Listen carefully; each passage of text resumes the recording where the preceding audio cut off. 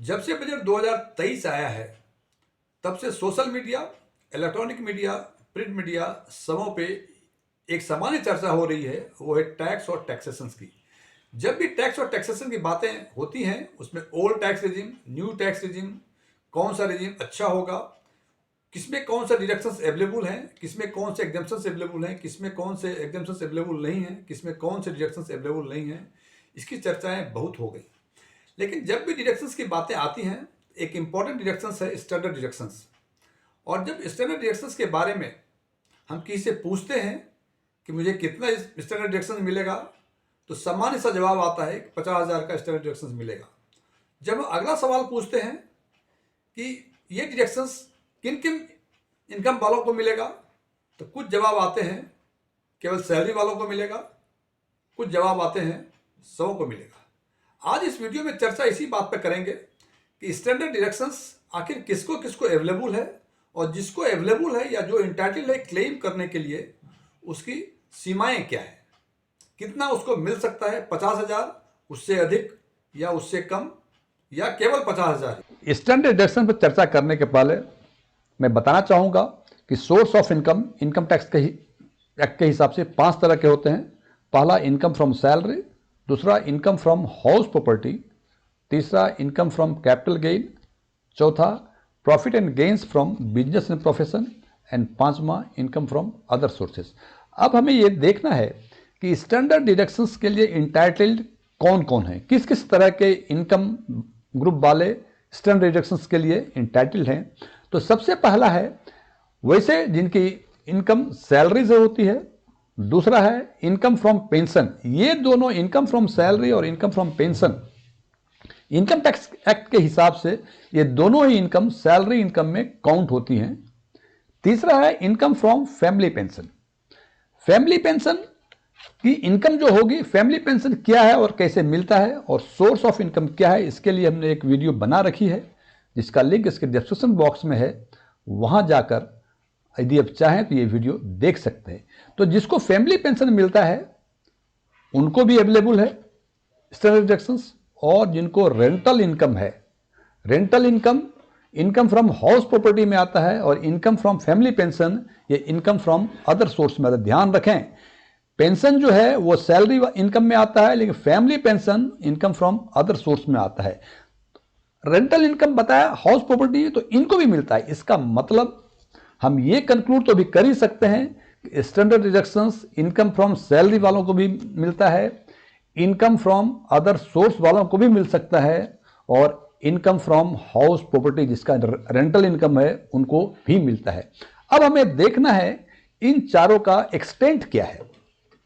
तो हम देखते हैं कि सैलरी क्लास और पेंशनर को जो कि दोनों सैलरी इनकम ग्रुप में आते हैं, इनकी सीमा है 50,000, ना इससे कम ना इससे अधिक।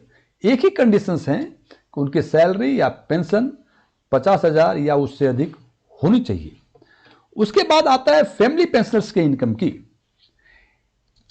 फैमिली पेंशनर्स, इसकी सीमाएं हैं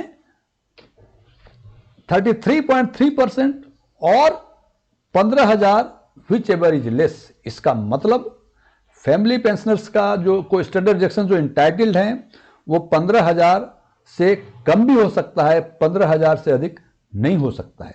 जबकि सैलरी क्लास में 50,000 से न कम न अधिक। लेकिन फैमिली पेंशनर जो कि अदर सोर्स में आते हैं, इनकी मैक्सिमम सीमा 15,000 और 33.3% और 1/3 of the family pension which ever is less.